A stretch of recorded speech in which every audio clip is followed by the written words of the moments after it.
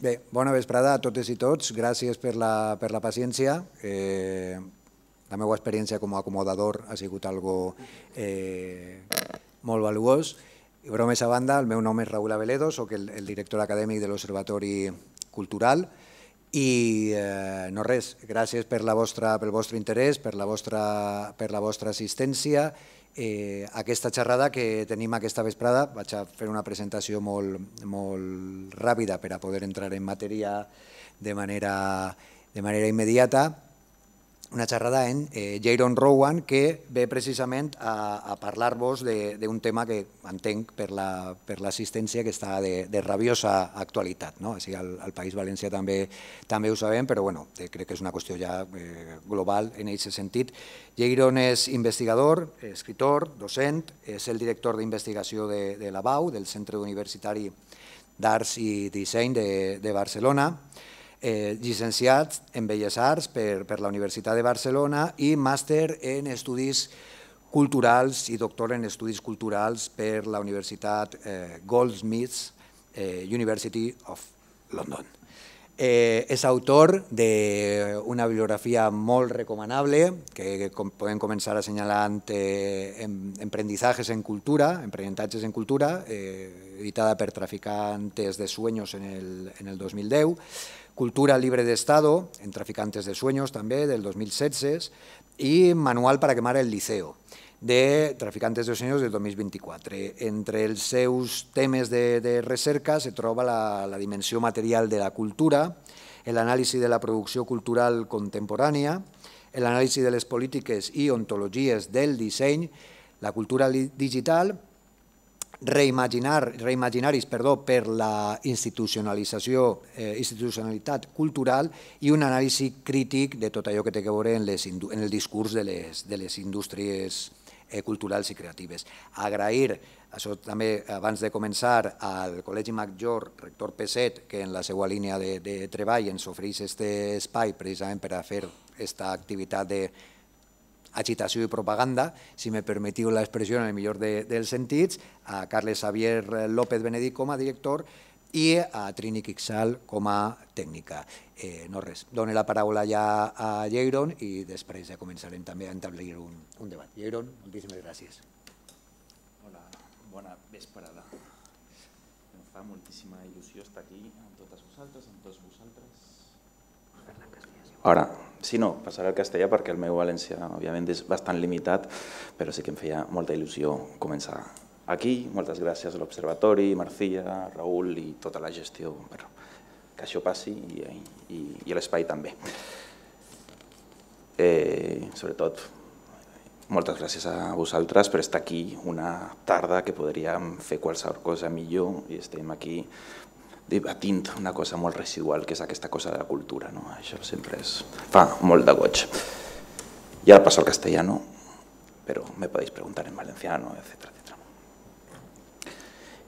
Quería hablar de fascismo, del momento reaccionario que estamos viviendo, ¿no? Y estamos en un momento histórico donde claramente hay un auge de movimientos de extrema derecha, de movimientos reaccionarios, ¿no?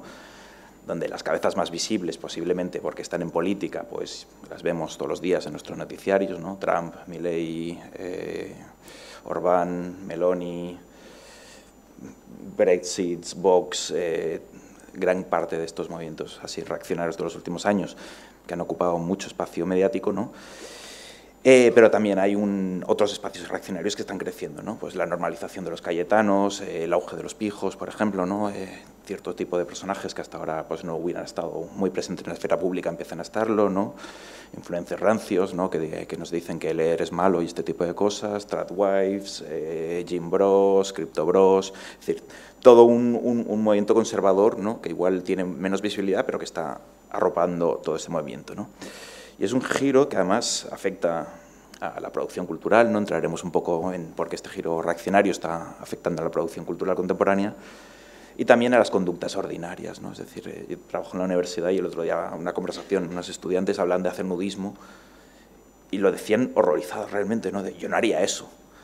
Es como, nos parece una exhibición impúdica del cuerpo, ¿no? Y dices, ostras, ¿qué ha pasado históricamente, ¿no? Como una cosa que era de liberación, de recuperación del cuerpo y tal, ¿no? Ahora de repente se ve como algo algo a evitar, ¿no? Entonces vas viendo cómo va calando a diferentes esferas, tanto a organización como a subjetividad, ¿no? Y lo que me interesa hablar es un poco de estos dos niveles.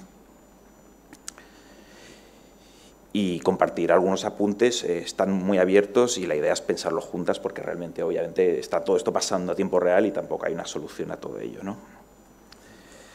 Un poco lo que quiero hablar y la hipótesis que voy a traer hoy es que estamos en una contrarrevolución neoliberal, una contrarrevolución que nace precisamente en la revolución cultural, social de la década de los 60 y que empieza a generar un movimiento en contra que ahora está en su momento espléndido de auge, ¿no? Entonces, como que estamos en un momento de contrarrevolución y esta contrarrevolución es de carácter neoliberal, ¿no?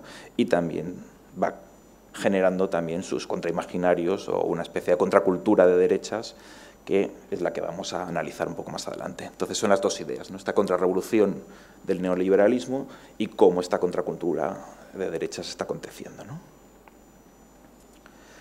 Para empezar quería hablar una cosa un poco aburrida, pero que creo que es importante, que es este término que en sociología llaman reproducción social, ¿no? Es decir, qué son los elementos que estructuran nuestras sociedades, que estructuran nuestras vidas, para que mañana sea muy parecido a hoy y que pasado mañana sea muy parecido a ayer, ¿no? Es decir, somos personas adultas, libres, podríamos hacer cualquier cosa realmente con nuestros días, con nuestra vida, con nuestras imaginaciones y seguramente mañana se parecerá mucho a hoy. Eso es porque operan mecanismos de reproducción social, es decir, mecanismos que hacen que la sociedad, como en su conjunto, se reproduzca y se reproduzca pareciéndose suficientemente a sí misma para no romperse, ¿no? Y estos mecanismos de reproducción social lo que quieren es que la sociedad, tal y como la entendemos, se perpetúe, ¿no? Decía Bourdieu, el sociólogo, ¿no?, en sus conferencias sobre el Estado, ¿no?, que pudiendo haber desorden, es decir, será tanto más fácil que hubiera desorden, lo que sorprende es que haya orden. Es decir, es que sería mucho más fácil que todo estuviera desordenado, que la gente hiciera lo que diera la gana. Pero hay orden. Y es inaudito ese orden, ¿no? Y a veces nos fijamos mucho en, ¿ha habido una manifestación, ha habido algo?, ¿no? Como el desorden nos llama la atención, pero lo que realmente es hegemónico es la normalidad, el día a día, la reproducción, ¿no? Y para que haya esa reproducción social tiene que haber como dos elementos, ¿no? Unos materiales y otros simbólicos, ¿no? En los materiales pues hay registros, hay DNI, hay padrones, hay catastros, hay normativas, hay leyes, hay policías, hay fronteras, hay instituciones, hay ayuntamientos, ¿no? Toda una serie de cosas que están allí para reproducir, ¿no? Pero también hay elementos simbólicos, imaginarios, identidades, tradiciones, expresiones de deseos, es decir, elementos que podríamos poner en el ámbito de la cultura, ¿no?, que tienen que reproducir también la sociedad, tienen que consensuar imágenes, tienen que hacer lugares comunes, tienen que normalizar que ir a trabajar es mejor que no hacerlo, ¿no? Y eso, lo que no hace, por un lado, las normativas, los aparatos materiales coercitivos del Estado, lo tiene que hacer la reproducción social de la subjetividad, ¿no? Y la combinación de estos dos elementos, ¿no?, la dimensión material y simbólica, contribuye precisamente a producir esta cosa que llamamos subjetividad, ¿no?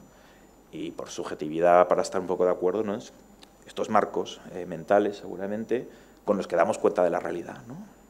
Cómo entendemos nuestro papel en la vida. Lo debemos a porque nos hemos hecho una serie de ideas, una serie de patrones, una serie de imaginarios que nos configuran, que nos producen como personas, ¿no?, y nos ayudan, sobre todo, a dar sentido a esto.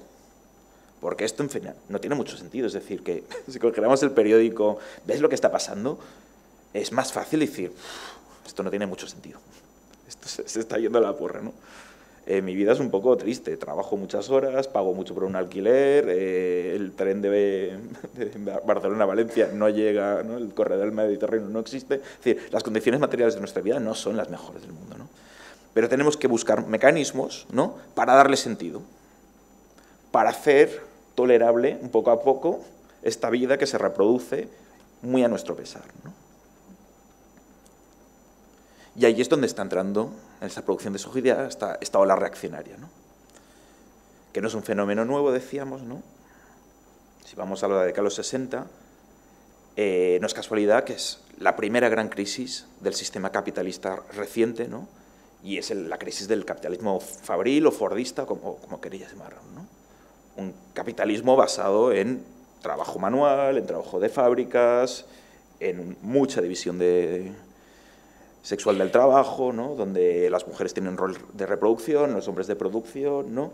Y donde hay una linealidad de las vidas también, ¿no? El que entra de aprendiz en una fábrica sabe que le tiene que ir muy mal para no acabar jubilándose en esa fábrica, ¿no?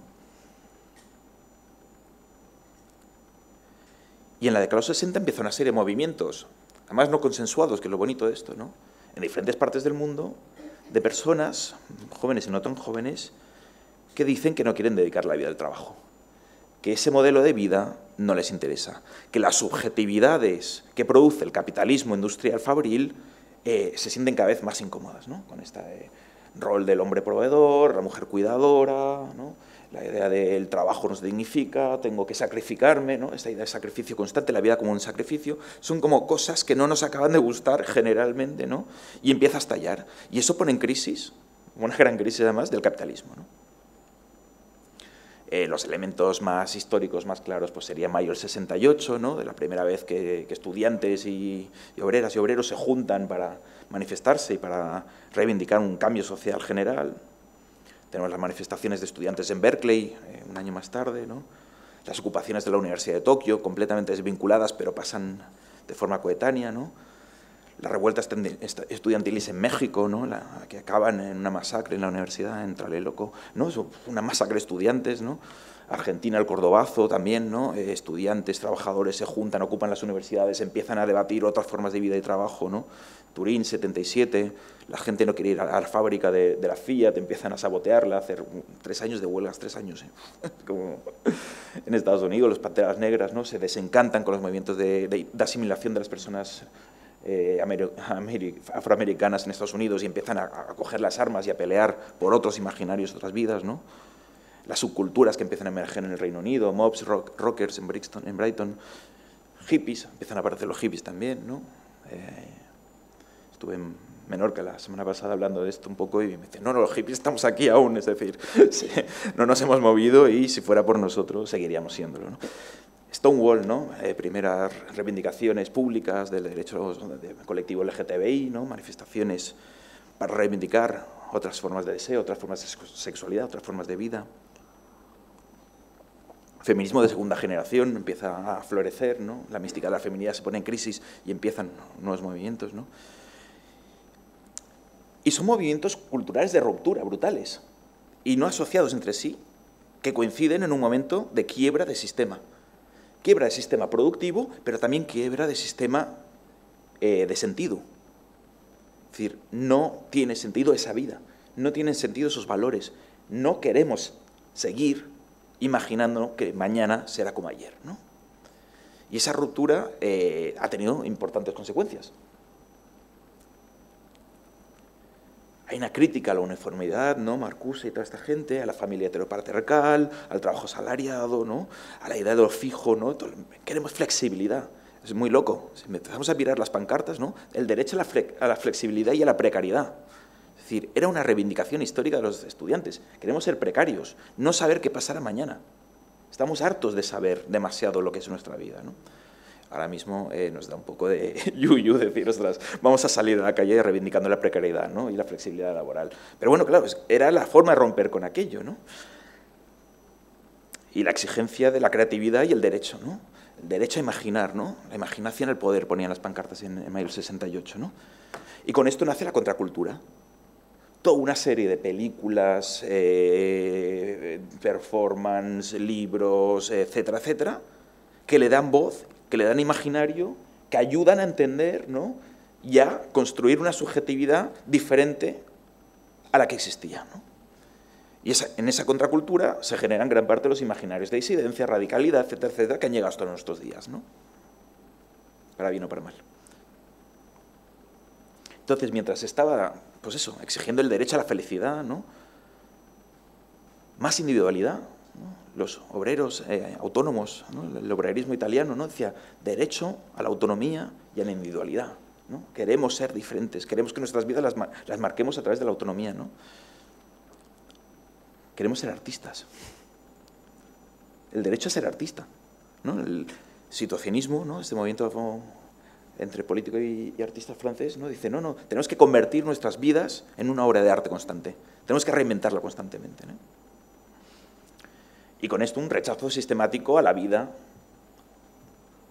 ordenada, tradicional, trabajo, reproducción, hijos y felicidad Hollywood, ¿no?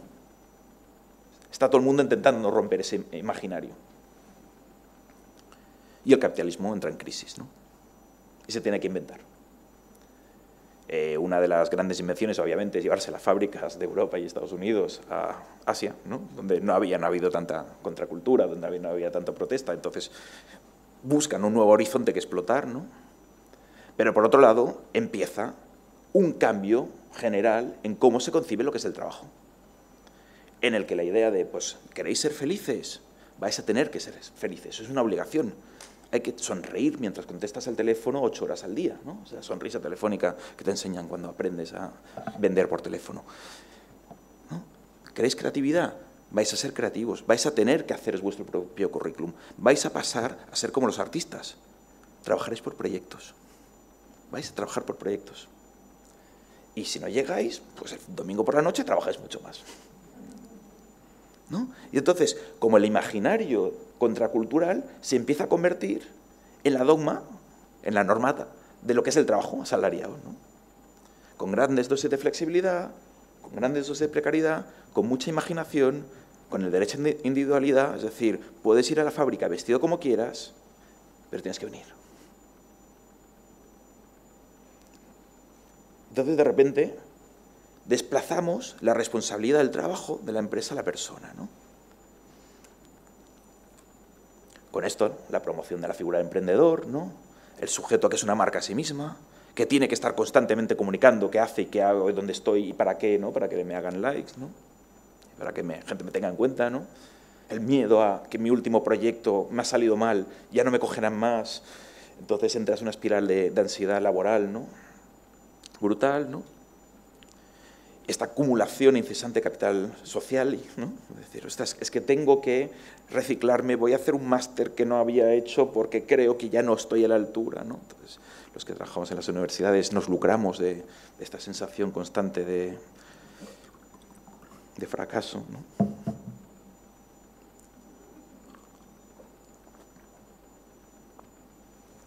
Y la noción de competición entre personas empieza a hacerse cada vez mayor, ¿no?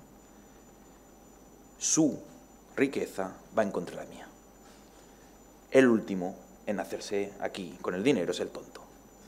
Y empezamos a competir todos contratados para ver quién se hace con el dinero, con el botín, con el capital simbólico, con el capital económico, ¿no? Y empezamos a ver una competición general como forma de sociabilidad, ¿no? Claro, esta es la respuesta, ¿no? Estoy adelantando el neoliberalismo, ¿no? Cultural que empieza a acontecer como respuesta a una crisis del trabajo, y por otro lado en Estados Unidos, de forma muy organizada, emerge un fenómeno que es la nueva derecha americana, ¿no? Que es una coalición primero entre grupos religiosos y grupos políticos para, ¿no?, con la excusa de volver a los valores tradicionales, replantear cómo tendría que ser la política y cómo tendría que ser la sociedad, ¿no? Entonces vemos grupos de derechas y la Iglesia juntos y empiezan a lanzar las famosas guerras culturales, ¿no? Es decir, pues, artistas que hacen obras escandalosas o gays o lo que sea, ¿no? Pues empezar a machacar constantemente, ¿no? Pleitear con esta cosa de estamos promoviendo una vuelta a los valores tradicionales cuando América funcionaba bien, cuando América no se había roto, cuando América era great, que es el lema, curiosamente, que coge Reagan de hacer América great again, que no es casualidad que Trump lo haya resucitado.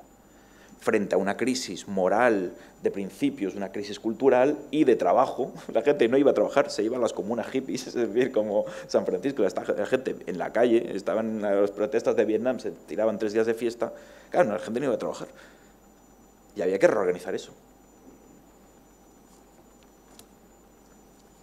Y entonces vemos esta emergencia de esta cosa llamada la nueva derecha, que tiene también en Reino Unido su otro foco, ¿no? Hay un libro que ha escrito Nuria Labao, que se llama Las guerras del género, que ha salido este año, es muy, muy reciente, y hace una historia súper detallada de todo este proceso. Entonces, os recomiendo que si os interesa, miréis el libro directamente, porque además va país por país, organización por organización, quién financia, quién monta, quién organiza, es decir, lo explica mucho mejor de lo que voy a hacer yo, obviamente, y os recomiendo que leáis a Nuria, que es una persona fabulosa también. Pero vemos cómo esta crisis de la nueva derecha la capitanean dos figuras políticas muy claras, ¿no? Reagan en Estados Unidos y Thatcher en Reino Unido.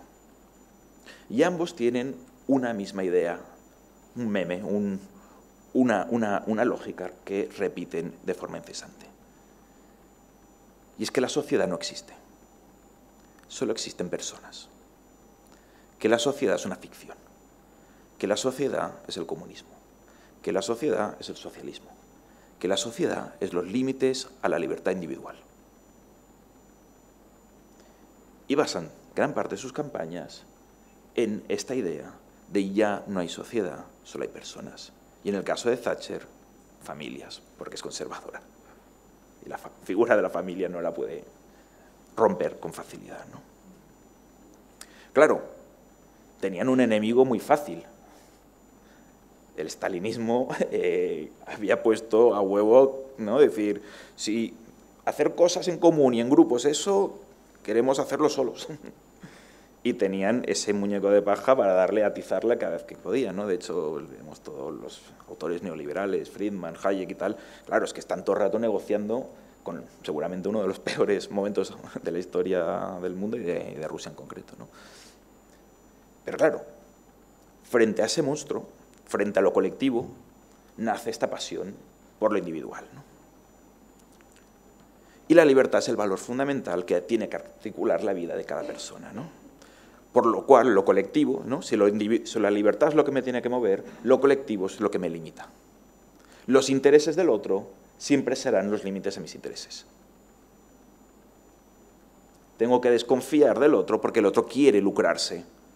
Por lo cual, si no me lucro yo, tonto el último aquí, ¿no? Entonces empiezas a crear toda una forma muy diferente de concebir cuál es el sentido de la vida. El sentido de la vida empieza a ser competir con los demás para que mi vida sea mejor. Y solo nos debemos a nosotros mismos porque no hay sociedad. Y en esta cosa no hay sociedad, empieza la destrucción articulada y lenta de todo el sistema pues del Estado keynesiano, ¿no? De la seguridad social, de las universidades, de los colegios, etcétera, etcétera, que ahora estamos viviendo, ¿no? Pues leía el otro día la Complutense, está ya como arrastras, los sistemas de salud pues, en Andalucía, lo que acaba de pasar con los cribados. Es decir, estamos viviendo los efectos reales, materiales, de una desinversión en aquello que nos mantenía como sociedad juntas, lo que nos ayudaba a tener salud colectiva, ¿no? Lo que nos ayudaba a tener espacios de aprendizaje. Y frente a eso, obviamente, la respuesta es la privatización, ¿no? Y la individualización, ¿no? Entonces, claro, cogiendo a Bentham, ¿no? Y dicen que la buena vida consiste en maximizar la felicidad, solo el mercado libre puede garantizar ese derecho. Y esto es el neoliberalismo muy reducido, pero cómo empieza a operar, ¿no? El otro siempre es una amenaza a mi prosperidad. El otro amenaza que yo pueda ser feliz. Con esto se va instaurando lentamente lo que ahora se denomina realismo capitalista, ¿no? Que Mark Fisher lo habla, ¿no? La idea de que es que no hay otra opción a esta. No hay nada mejor. Ya hemos agotado todo. Estamos al final de una historia, hemos tenido intentos, hemos tenido cosas, y ya no hay. Ya no hay una alternativa a un capitalismo de corte neoliberal, a un individualismo recalcitrante y a una vida que igual no es la mejor, pero es la única. Y una y otra vez Margaret Thatcher en casi todos sus discursos. Es de idiotas pensar que hay una alternativa al único modelo que ha funcionado desde siempre. Si hay algún historiador o historiador en la sala sabrá que el capitalismo no existe desde siempre, pero bueno, como lleva mucho tiempo, pues nos lo imaginamos que es así, ¿no? Es más, empieza a instaurarse la idea de que no es tan solo imposible salir del marco. Vamos a hacer reformas progresivas, vamos a mejorar un poco, ¿no? No podemos abolir la propiedad privada, vamos a regular los precios de los alquileres, no vamos a ir a lo sensato. Y esta cosa, lo sensato, tiene problemas a veces, ¿no? Y claro, con este cambio tan bestia de concepción de qué va la vida, ¿no? Pues hay un cambio radical de subjetividad para adaptarnos al neoliberalismo, ¿no? Porque si no hay sociedad, solo hay una cosa, la unidad sujeto. Y entonces, para que haya un sujeto y se sepa muy sujeto, pues empieza a crecer disciplinas de lío, ¿no? Psicoanálisis, la psicología, libros de autoayuda, yoga, pilates, meditación, programas de confesión donde la gente va a hablar de sí mismos y les preguntan qué has hecho, a quién has querido, ¿no? Todas estas cosas, ¿no? Porque es que no hay otra cosa que nosotros. Entonces empezamos a pensar mucho en nosotros. Obviamente, es que no hay sociedad. ¿Para qué? ¿No? Entonces, si no hay otro, empieza a crecer lo nuestro, ¿no? Nos volcamos sobre nuestras relaciones, ¿no? De repente se vuelven muy importantes. Es que no me ha dado like, yo le había dado like, entonces tal, ¿no? Es que no me ha contestado, yo le puse el Tinder que sí, no me ha dado, ¿no? Como nuestras relaciones se vuelven casi ¿no? Lo que reproduce nuestras vidas. Y si no me gusta y no me lo ha gustado, yo estoy fatal, ¿no? Y de repente parece que es muy importante el vínculo interpersonal único versus otros vínculos, ¿no? Y las redes sociales, obviamente, son el culmen, ¿no?, histórico de este proceso, ¿no? Un lugar donde te pasas el día diciendo lo que has comido, con quién estás, qué feliz eres, con quién estás... Bueno, estas cosas que decimos todo el rato, ¿no?, que son completamente relevantes, lo sabemos, pero, ¿no?, alimentan esta cosa que soy yo, y como no hay otra cosa que yo en mi día a día, y tengo que, además, si no salgo mucho, igual no me contratan, no sé qué, pues tengo que hacerme ver, ¿no? Y pienso que es importante, o lo que digo, acabo pensando que es importante, ¿no? La mitad de las cosas que decimos en general son... Entonces, la persona paulatinamente se va replegando sobre sí misma, ¿no?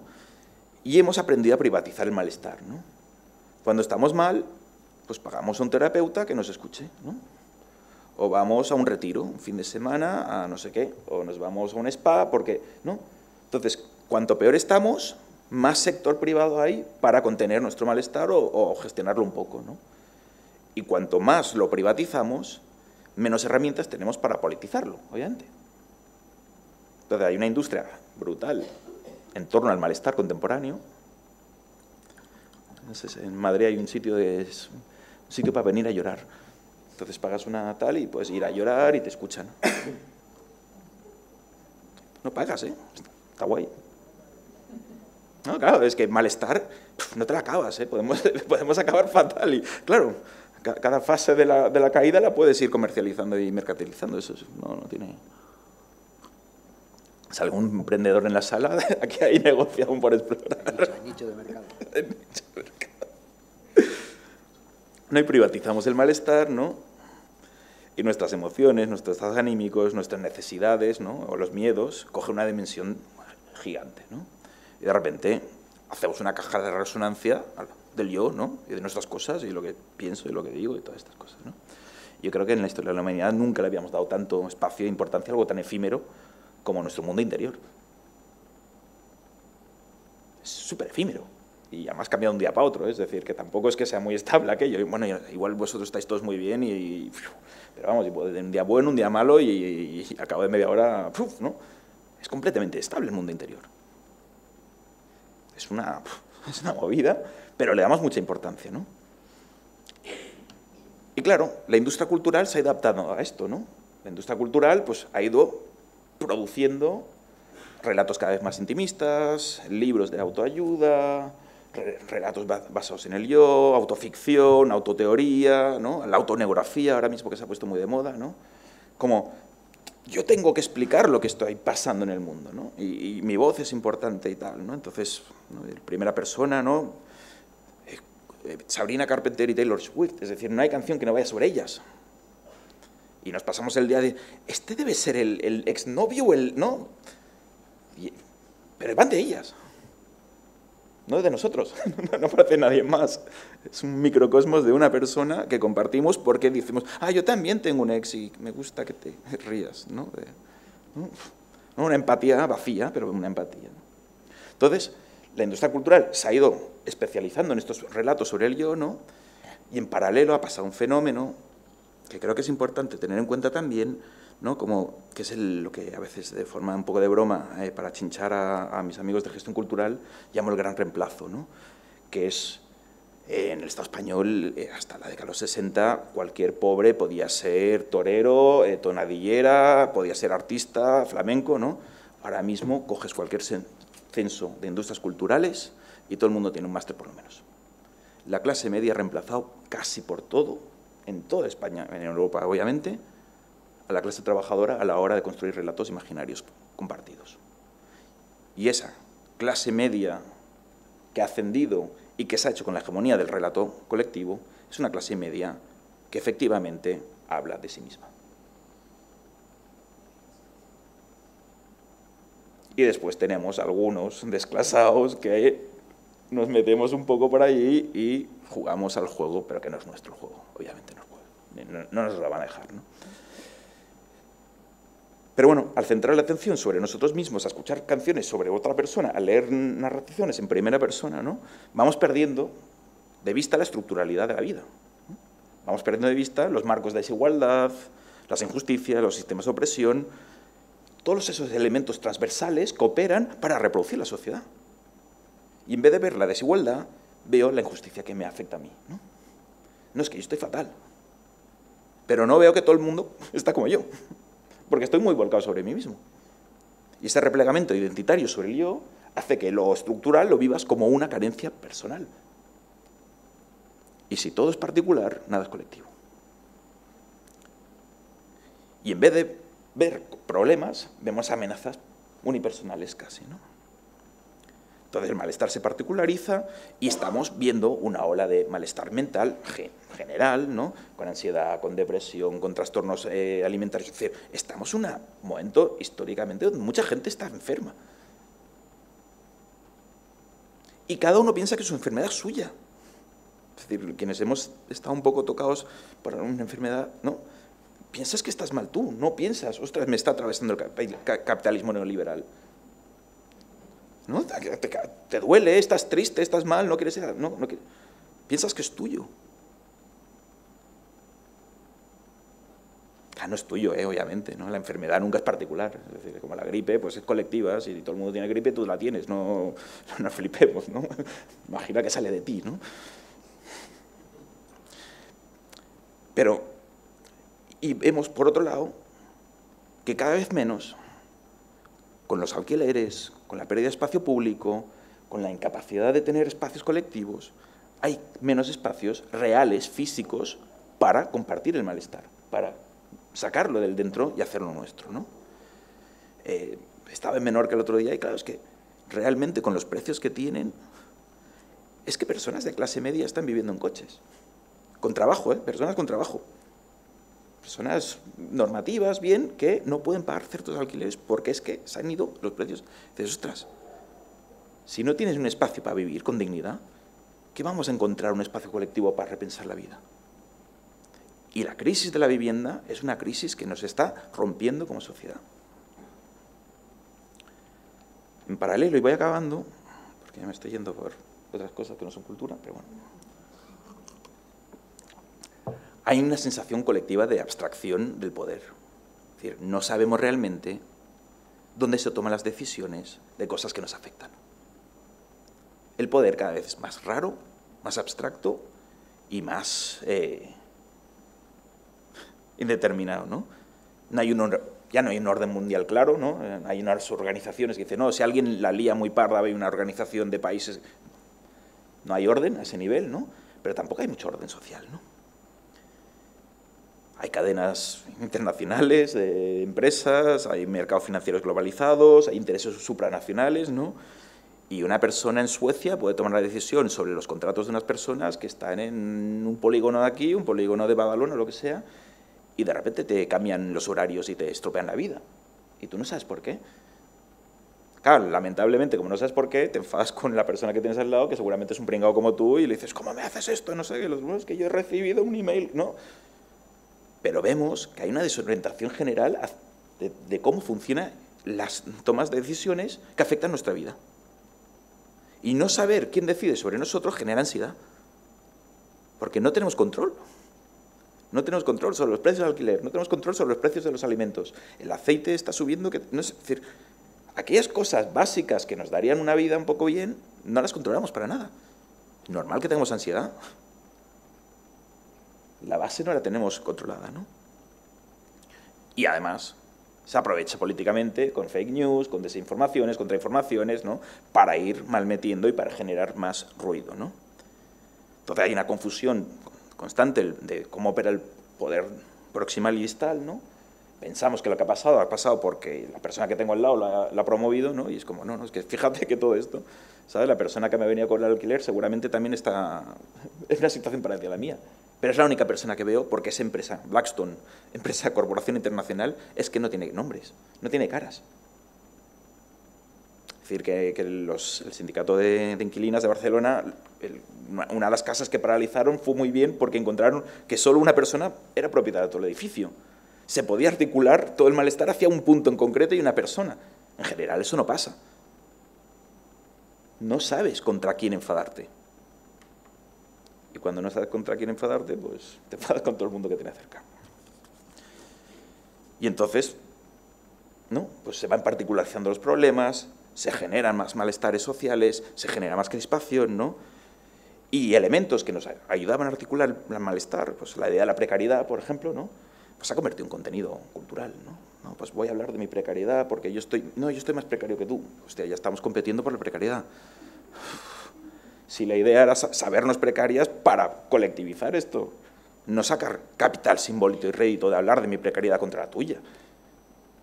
Ah, sí, pues eso, la clase media pues sigue reproduciendo un círculo virtuoso de convertir en contenidos cosas que, pues eso, mucha gente dice, ¿de qué habláis, tíos? No me interesa la cultura porque es que habláis para vosotros. Las clases trabajadoras no entienden nada de esto. Por último, un elemento que creo que está creciendo y está muy vinculado a todo esto es el crecimiento del subjetivismo, ¿no? Este replegamiento sobre el yo hace que pensemos que lo que pensamos es importante. Y no tan solo es importante, sino que pensamos que es verdad. Que estoy en la universidad, últimamente profe, eso igual es para ti, yo no lo veo igual, ¿eh? ¿Cómo que no lo ves igual? No, porque es que yo lo veo diferente. Bueno, pues soy profe y llevo un poco más de... No, será tu cosa, ¿no? El otro día me decían, entonces que lo del franquismo es una cosa muy tuya. Digo, mía, yo es que no lo veo tan así y además yo he visto pelis en blanco y negro y esto que dices no se veía. Entonces, estamos hablando que pones en crisis la existencia del franquismo porque tú has visto una peli en blanco y negro. Sí, es que todo esto francófono que te interesa. ¿Francófono? Sí, de Franco. Ah, vale. Hostia, soy francófono porque les digo que ha habido una dictadura y una transición en el Estado español y en la transición hubo muchos cambios culturales, ¿no? Eso es tu versión. Pero es que eso va creciendo, porque tenemos presidentes de partidos políticos y presidentes de gobierno que dicen lo mismo. Yo he ganado el Nobel. Es como que Trump, que no. Yo lo veo así y quiero que sea así. Y quiero que el mundo sea como yo me lo imagino. Entonces, el subjetivismo está creciendo por todos lados, ¿no? Y cuanto más subjetivo es el relato, menos somos capaces de componer un relato colectivo, porque es mi visión contra la tuya todo el rato. Y tu relato particular contra el mío particular, ¿no? Entonces, pues, claro, frente a esto, tenemos un auge de la extrema derecha, ¿no? Que se ha dedicado a construir sistemáticamente redes, instituciones, televisiones, periódicos, fondos de inversión, etcétera, etcétera, ¿no? Mientras los movimientos de izquierda se iban descomponiendo y peleando entre sí y rompiendo a cachitos, ¿no? Cuanto más organizados están, menos capacidad de organización tiene la izquierda, ¿no? Con grandes lobbies, estructuras políticas que se dedican a fomentar la crispación y a generar estos relatos de enfado, de miedo, de pánico moral, ¿no? Que al final lo que hacen, como en otros momentos históricos del fascismo, es señalar la causa de tu malestar como el que está por debajo de ti. Entonces centramos la atención en menas, en ocupas, en pobres, inmigrantes, ¿no? Porque no sabemos quién está arriba. Y es más fácil pegar hacia abajo que pegar hacia arriba. También es mucho más mezquino realmente hacerlo. Pero estamos viendo eso, ¿no? Y pasó con Thatcher en Reino Unido, es decir, todas las campañas de odio contra los migrantes de Thatcher, etcétera, etcétera, y te están quitando los trabajos, ya pasó.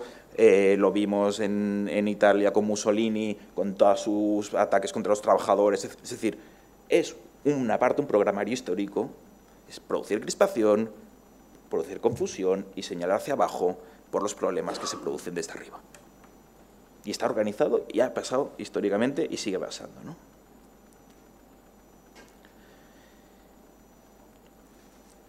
Y a la vez, igual esto ya es un diagnóstico muy particular, creo que nos faltan referentes culturales, imaginarios, de deseo, de emancipación, de huida, de todo este jaleo, ¿no? Creo que si bien la contracultura ha tenido su momento histórico y ha generado muchos relatos de transformación, de cambio, de radicalidad, hace tiempo que estamos con relatos muy agotados, ¿no? La derecha ha aprovechado ese momento para hacer de contracultura. Voy a decir las cosas como de verdaderamente son, todos esos son unos woks, corrección política, ¿no? Como somos, claro, somos unos señoros ahora todos. Y los chavales jóvenes nos ven como señoros que estamos poniendo límites porque le decimos, oye, pórtate un poco bien, está poniendo el límite, ¿no? Y la extrema derecha le está diciendo, eres libre de hacer lo que te dé la gana porque estos señores no te... Entonces, de repente se ha producido una contracultura de derechas, con contenidos, con TikToks, con Instagrams, con mucho relato y mucho imaginario colectivo que no estamos desactivando o que no he visto que se esté desactivando desde la izquierda de ningún lado, ¿no? Y decíamos, ¿no?, que esta cosa es material y simbólica, es decir, la contracultura de los 60 y 70 nace con un cambio de relaciones de producción, de trabajo, de vida, ¿no? Y eso genera imaginarios también, ¿no? Ahora mismo creo que el gran problema es que los imaginarios de qué es vivir están muy agotados. Es decir, seguimos en un ideal liberal burgués de, pues, si tengo mi casa y un poco de trabajo y tal, no me molestéis mucho. Y no se está inventando formas de vida diferentes, no se están explorando formas de ser y sentir diferentes en el mundo, ¿no? Sobre todo en Europa. Y cuando no hay estos cambios, tampoco hay nuevos imaginarios. Se cansan los imaginarios que ya teníamos, ¿no? Y creo que ya hemos agotado casi todos los imaginarios de disidencia, de transgresión, ¿no? Hay mucho símbolo vacío, pero no estamos produciendo nuevos, ¿no? Y creo que nuevas formas de vida abren la posibilidad de imaginar diferente, ¿no? Y también sentir diferente. Pero hay que aprender a vivir diferente, o por lo menos desearlo, ¿no? Y sé que por el precio del suelo no impide que sea fácil la cosa, la precariedad laboral nos tiene agotadísimas a todas y a todos, llegamos a casa al fin del día y es como no me digas que bajé a una asamblea ahora mismo. Estamos realmente petados, no sé, vosotras y vosotros, pero es que mis amigos estamos todos como... me encantaría ir al concierto, pero es que no puedo ya. Dejadme en paz, no tengáis vida social, ¿no? Es que no tengo ni FOMO, estoy reventado, ¿no? Tengo FOMO de tener más FOMO, yo quiero estar peor, ¿no? Es como, déjame. Entonces, claro, estructural y materialmente es muy difícil producir una vida diferente a la que ya estamos teniendo. Es súper difícil. Y ese es el reto, seguramente, ¿no? Salir de las relaciones de mierda, de las viviendas de mierda, del trabajo de mierda para hacer otra cosa. Y esta insatisfacción, volverla productiva, ¿no? Y no privatizarla más. Hannah Arendt, en el libro este tan gordo que tiene de los orígenes del totalitarismo, ¿no?, que estudia, pues, los orígenes del nazismo, el comunismo, ¿no?, hacia el final dice una cosa que me parece que cuando le leí me voló mucho la cabeza. Dice, ¿no?, que en todos los momentos históricos de auge del fascismo hay antes un momento de descomposición social. Hay un momento de rotura. Cuando hay fragmentación social, es más fácil que haya miedos, y cuando hay miedos, es más fácil que alguien con un liderazgo fuerte diga, yo vengo a salvarte, yo vengo a darte una solución. Cuanto más fragmentada está la sociedad, más se confía en líderes totalitarios. Y creo que estamos en un momento de suprema individualización, ¿no? Y eso está facilitando este auge de pensamiento reaccionario y este deseo de que alguien venga y nos solucione las cosas. Queremos que alguien venga y nos lo solucione porque desconfiamos de nuestras capacidades. Después del 15M y todo lo que ha pasado, es como, no nos vamos a liar otra vez con esto. Entonces, bueno, creo que tenemos una misión política y social y cultural, que es la de volver a articular cosas, ¿no? Volver a juntar, a imaginar y poder vivir de forma diferente, ¿no? A salir de los límites mentales, estos, ¿no?, y materiales, para politizar el malestar, ¿no?, y dejar de prestar tanta atención al yo, porque cuanto más tiempo le dedicamos al yo, menos tiempo le dedicamos a nosotros. Y pueden estar pasando cosas muy graves y lo que más nos preocupa es una cosa nimia. Y puede estar muriendo mucha gente y nos preocupa que no nos han contestado un mensaje cuando yo ya hace 20 minutos que le escribí. Y esa es la locura en la que estamos viviendo, ¿no? Por lo cual creo que es el momento de empezar a construir unas vidas, pero vidas que realmente queramos vivir, ¿no? Tanto material como simbólicamente, y eso llevará pues, una reorganización social, pero también la producción de imaginarios, de relatos, de estructuras de deseos, porque sí que hay alternativa. Obviamente tiene que haberla. Es decir, este mundo es uno de los múltiples posibles. Y es así por una serie de coyunturas, pero podría haber sido diferente. Y todos sabemos que podía haber sido diferente. Ahora es así. Pero como ahora es así, tiene que poder ser diferente, ¿no? Tiene que haber otros mundos. Y tenemos que vivirlos para producirlos, ¿no? Y creo que eso es el gran reto que tenemos, ¿no? Salir de la vida individualizada, ¿no? Y aprender a confiar un poco más en nosotros otra vez, ¿no? Imaginar, experimentar y pelear por la vida que queremos, ¿no? Porque creo que nos merecemos vivir mejor y nos merecemos una buena vida. Muchas gracias.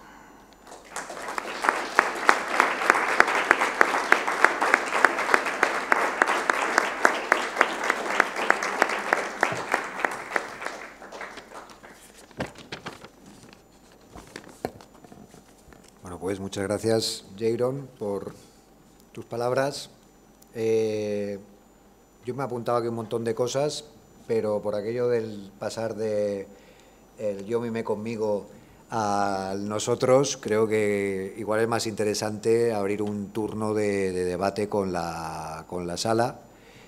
Y si no tenéis nada que decir, pues entonces sí que me pondré en modo Juan Palomo. Pero bueno, creo que es más interesante que aquello que os haya resonado lo compartáis. Yo te quería preguntar, Harold, Un segundito, porque es que están grabando la Además sesión. hay gente arriba y seguramente no oyen, así... Y necesitamos el micro, porque... Vale, pues dale. Dale sin miedo. Adelante, sí. Sí, es que... Nada, dale. he entendido perfectamente todo lo que has dicho, estoy muy de acuerdo contigo, pero lo que se me escapa en paralelismo con el nazismo y el fascismo que ocurrió en el siglo XX, estaba claro que Alemania, igual que Italia, necesitaban ese espacio vital para crecer, en Asia los japoneses y tal, pero hoy no veo esa reacción de la extrema derecha. ¿Qué es lo que pretende conseguir? Una vez ellos consigan, por ejemplo, que en Estados Unidos sea ya una dictadura total, que vamos camino a eso, ¿qué más pueden hacer? Porque tenemos a Rusia, a China, hoy tenemos un complejo político totalmente diferente. Entonces, no sé realmente qué pretenden esta reacción de extrema derecha, potenciado por la inteligencia artificial y todo lo demás. Es decir, un poco quería orientar el tema sobre la actualidad.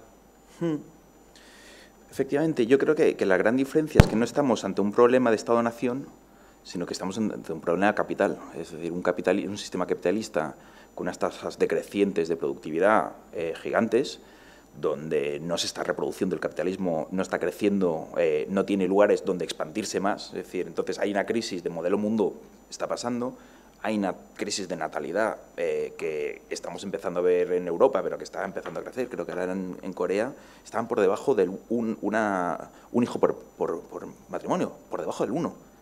Eso significa en 30 años, ¿no? Entonces estamos no reproduciendo social, físicamente en nuestras sociedades, el capital no encuentra nuevos huecos, la gran apuesta al capital, que era lo digital y la IA, no está tanto bajando, no está ni aumentando la productividad de forma notable, ni está generando unos rendimientos distribuidos en ningún lado. Entonces hay una crisis de modelo capitalista.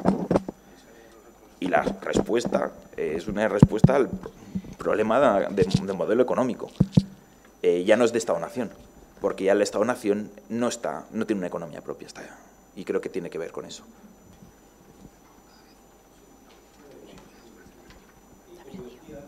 Realmente con el totalitarismo había que reiniciar unos nuevos conceptos filosóficos, unos nuevos conceptos, porque faltaba comprensión de la realidad, como está pasando actualmente. Es decir, no sabemos por dónde va. Eso es todo. Efectivamente. El mundo nos es muy opaco y las palabras que teníamos para darle sentido se nos están empezando a desvirtuar un poco, ¿no? Por acá. ¿Quién era? Marcia. Bueno, por acá. Muchas gracias, Jairo. ¿Se oye? Sí. Bueno, respecto a esta primera pregunta y tu respuesta, yo creo que no es únicamente el modelo mundo en el que está en crisis, sino hay una crisis climática que enuncia un relato del fin y que no has nombrado en toda la conferencia y que determina muchísimo el tipo de tensiones, el tipo de reacciones y el auge de un relato totalitario que va a salvarnos, porque para empezar niega ese fin. Eso como primer punto. Y como segundo, la construcción de la realidad está totalmente mediatizada y también hace que veamos esa extrema derecha bajo un efecto lupa, cuando ahora mismo, y muchos de esta sala probablemente no lo sabrán, está habiendo revueltas en Madagascar, en Marruecos, en Nepal, en Francia, en Estados Unidos, por supuesto. Es decir, algunas nos llegan, pero todas opacadas, silenciadas y minimizadas. Efectivamente, tienes toda la razón, mijo. Cuando en esta cosa de no hay alternativa, ¿no?, que decía Thatcher, ¿no?, una de las personas que también ha pensado mucho sobre esto, que es Frederick Jameson, ¿no?, él acuñó esta frase, ¿no?, es más fácil pensar el fin del mundo que el fin del capitalismo, ¿no? Claro, ahora estamos viendo que van juntos. Es decir, el fin del capitalismo está siendo el fin del mundo. Es decir, el modelo productivo extractivo del capital está extrayendo temas, es decir, no está consiguiendo abaratar recursos, entonces solo puede abaratar vidas. Y está haciendo que nuestras vidas sean más baratas porque es el único margen que tiene para sacar productividad. Entonces, el fin del mundo es el fin del capitalismo y están a la vez unidos, ¿no? Y tenemos que poder imaginar que si se acaba una cosa es el sistema mundo capitalista. Y eso tiene que ver también, pues, obviamente, con todo el tema climático, que no he traído por no liar más la cosa, pero efectivamente está ahí de fondo y es uno de los ejes que está poniendo en crisis que podamos salir del capitalismo de cierta forma, ¿no? Y vivimos en burbujas. Es decir, la primera burbuja soy el yo, es decir, cada día lo que pienso, lo que necesito, y si esto me sienta bien o no, no sé no cuántos, ¿no?, y voy a hacer mi cosa. Y después están las burbujas mediáticas en las que nos movemos, ¿no?, donde tendemos a solo buscar a personas parecidas y a relatos que nos gusten. Y esta especie de sesgo compulsivo a buscar lo que me sienta bien, lo que me gusta, lo que quiero oír, genera que nos perdamos gran parte de lo que está pasando en el mundo. Y pues eso, Nepal, Marruecos, etcétera, etcétera, están pasando muchas cosas, ¿no? Pero acabamos en este pequeño sesgo de confirmación de quiero que las cosas sean como yo quiero que sean, que es el subjetivismo del que estábamos hablando, ¿no? Y las redes están al servicio de eso.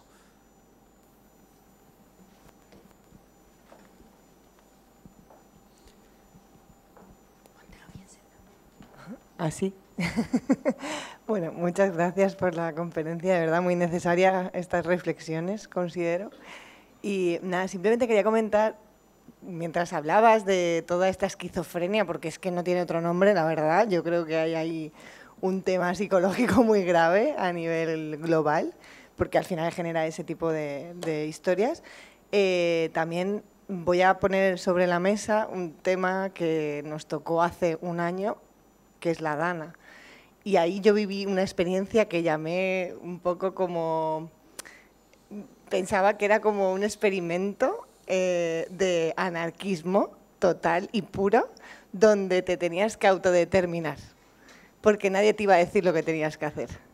Entonces, no sé, esto si podría ser... Es que claro, o sea, en relación a lo que comentas del individualismo y el colectivismo, es como que digo, no sé cómo podemos organizarnos para cambiar esto. Entonces, bueno, ahí lo lanzo y no sé si es un poco esta autodeterminación o no sé cómo sería como la salida hacia adelante, huida hacia adelante de esto. No, claro, es la pregunta. Es decir, ahora mismo pues estamos en un panorama que por un lado está la extrema derecha, por el otro lado están creciendo entre gente joven, sobre todo estudiantes y trabajadores jóvenes, todo el tema de los nuevos comunismos, es decir, el Horizonte Socialista, las organizaciones sindicatos comunistas, que están pidiendo como algo muy parecido a la extrema derecha, pero al otro lado. Queremos orden, queremos reglas, queremos límites, queremos una jerarquía, ¿no? Es decir, como están todos los anarco-individualistas diciendo es el momento de reivindicar esta tradición, es decir, porque ya no vamos a poder salir de cierta idea liberal del yo, pero sí que tenemos que traer ciertos elementos de libertarios, ¿no?, de producir comunidades. Y creo que es un momento en que estamos más con el radar puesto en qué pasa, y a veces los momentos de crisis permiten experimentar, aunque sea de forma temporal, que hay otros órdenes de vida, ¿no? Que hay otras formas, ¿no?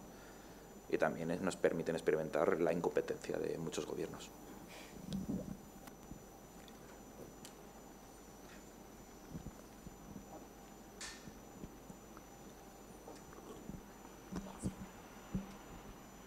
Buenas, ¿se me escucha?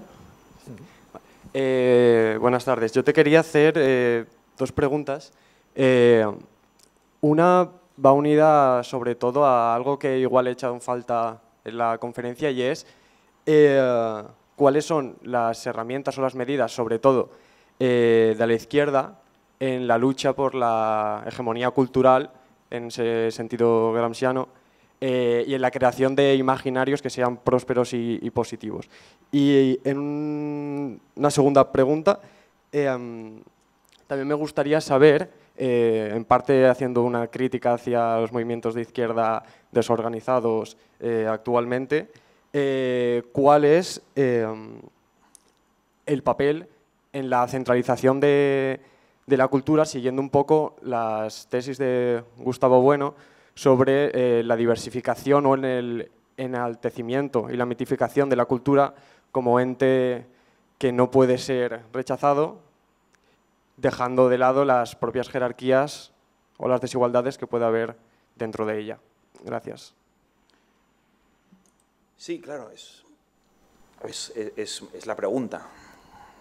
Es la pregunta. También fíjate que los movimientos sociales también han tenido su momento neoliberal, ¿no? Va a salir ahora una revista dentro de un mes, Zona Estrategia, que tiene un dossier dedicado a esto, ¿no? Donde los propios movimientos sociales, desde cuando con la crisis del capital y tal, entran en conflicto entre sí. Es decir, tú solo trabajas hablas del trabajo, yo hablo de la identidad, yo hablo del género, yo hablo, ¿no? Y empiezan los movimientos sociales a generar replegamientos propios, ¿no? Y acaban en luchas identitarias, ¿no? Que es un poco lo que se está trabajando mucho en esta reorganización de la política contemporánea, ¿no? Cómo salir de eso, ¿no? Y cómo no permitir que los relatos de los movimientos se parezcan demasiado a los relatos que quieres acabar, con los que quieres acabar, ¿no? Y yo creo que allí es donde, ¿cuál es el lugar de la hegemonía de la cultura? Es la gran pregunta y a la que nadie tiene respuesta. Porque hasta ahora ha sido a través de preferencias morales, ¿no? Yo creo que mi cultura es mejor que la otra. Yo creo que este grupo estatal es lo que tiene que ser. Y en esa cosa de la moralización de la cultura y hacer la caricatura del que no la tiene es tonto, es inferior o no sé cuántos, hemos perdido mucho espacio de producción, ¿no?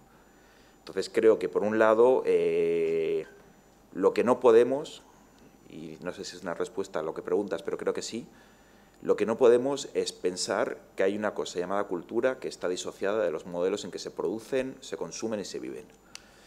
Y hemos permitido que haya una doble cosa pasando en el mundo, ¿no? Una que se llama cultura y que está basada en los contenidos, y si los contenidos parecían que favorecían lo que nos interesaba escuchar, eran la nuestra, y esos contenidos no ponían en crisis el modelo de producción. Y si vemos toda la historia de la contracultura, etcétera, no era solo crear un contenido, era crear una red de distribución, era ocupar un espacio para poder tener autonomía sobre lo que ibas a producir, era generar las redes, tal, ¿no? Entonces, con la pérdida de la asociación material y simbólica de la cultura, creo que hemos permitido que pensemos que los contenidos que nos gustan son los buenos, y esos tienen que ser. Y después, cuando han entrado personas de izquierdas en ayuntamientos y tal, no han cambiado la estructura, no han cambiado la forma de organización, simplemente han cambiado contenidos, no han cambiado nada, ¿no? Y por otro lado, creo que tenemos que salir del rollo un poco espontaneanista de los 90, ¿no? De, pues si pasa algo, pasará. Y pues eso, pasa por tener espacios, pasa por pelear por tener distribuidoras, pasa por tener canales de televisión, pasa por producir una infraestructura que genere de forma diferente, que permita otro tipo de contenidos y que los contenidos y la forma de producción sean coherentes entre sí. Y creo que por ahí sí que hay algo que hacer.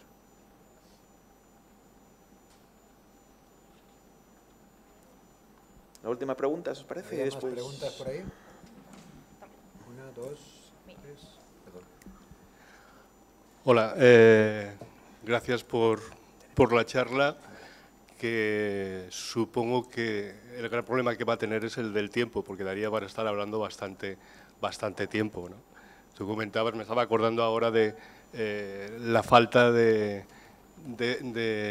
perspectivas y proyectos de futuro que han hecho que se popularice el eslogan aquel de otro fin del mundo es posible, ¿no? Más que otro mundo es posible. Oye, hay varios aspectos que me gustaría que comentaras, ¿no? Has estado haciendo una incidencia rupturista del tema de la contracultura en los 60, si bien es verdad que al mismo tiempo también has planteado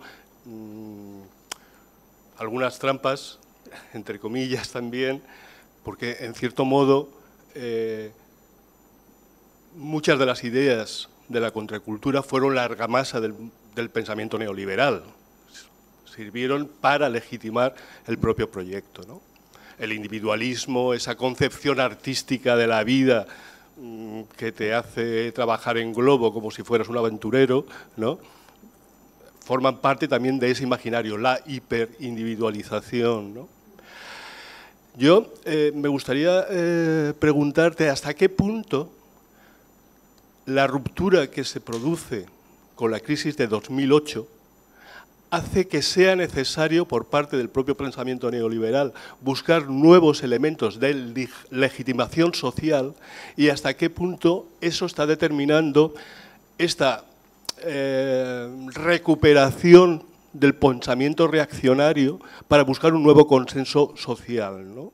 Quizá ahora ya no es tanto, aunque se mantenga esa idea de la vida divertida, tan contracultural, ahora parece que buscan, bueno, algunas encuestas, por ejemplo, lo decían, ¿no? Que los jóvenes tienen como referente elementos autoritarios, que buscan cierta admiración ante ejército, monarquía, cosas por el estilo, ¿no? Hay otro elemento ligado a esto y ligado al tema de las alternativas, ¿no? que a fin de cuentas es de lo que se trata, ¿no? Y de la creación de imaginarios, es cómo volver a crear imaginarios colectivos desde la actual desvertebración. Desde la actual desvertebración social, fragmentación e individualización, ¿no? Yo creo que ha sido un proceso conscientemente buscado. Margaret Thatcher decía que a ella no le importa, o sea, es consciente de que hay clases, el problema es que hubiera conciencia y orgullo de clase. Y efectivamente eso es lo que se atacó. Pero curiosamente, por ejemplo, un fenómeno similar se vivió aquí en España. Durante todo el proceso de transición lo que hay es un elemento de eliminación de las culturas alternativas populares de las clases trabajadoras que creaban sus propios imaginarios, no necesariamente teóricos y tal, pero dotaban de una capacidad de resistencia y de cohesión importante, ¿no? Yo recuerdo que Mainer, por ejemplo, él comentaba en su análisis sobre la política cultural, sobre la cultura en la transición, que si dentro de 200 años llegara un historiador extraterrestre a mirar la cultura, las novelas, las películas que se hacían en España, dirían dónde están en los años 70 los trabajadores, los campesinos, los pequeños propietarios tenderos, porque no aparecen, ¿no? Y él hacía un poco ya la ironía de decir, vería que únicamente hay como Hamlets totalmente absortos en sus miserias y sus historias, ¿no? Eso por un lado, y luego también ligado con eso el problema de los espacios colectivos, porque yo creo que están ligados ambos dos, identidad colectiva y espacio colectivo, ¿no? Yo creo que la crisis de las 70, como plantea, por ejemplo, Toni Negri o como plantea Bifo, fue acabar con el espacio fábrica, espacio de resistencia. Ellos plantean partir o recuperar ese espacio de resistencia como la fábrica social. Y creo que, por ejemplo, también en estos momentos el último espacio, entre comillas, y también con sus contradicciones concretas que podría quedar, que es la universidad, yo creo que el afán de privatización es el afán de eliminar uno de los pocos espacios que todavía quedan vertebrados de disidencia o posibilidad de disidencia potencial, ¿no? Bueno, ¿cómo ves estos temas?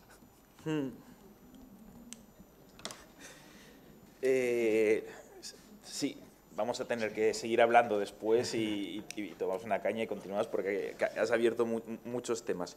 Efectivamente, creo, lo que comentabas sobre la necesidad de límites y orden, creo que ahora mismo tengo una sensación que cuanto mayor es el grado de incertidumbre y ansiedad que tienen las personas, mejor nos sientan que nos pongan límites.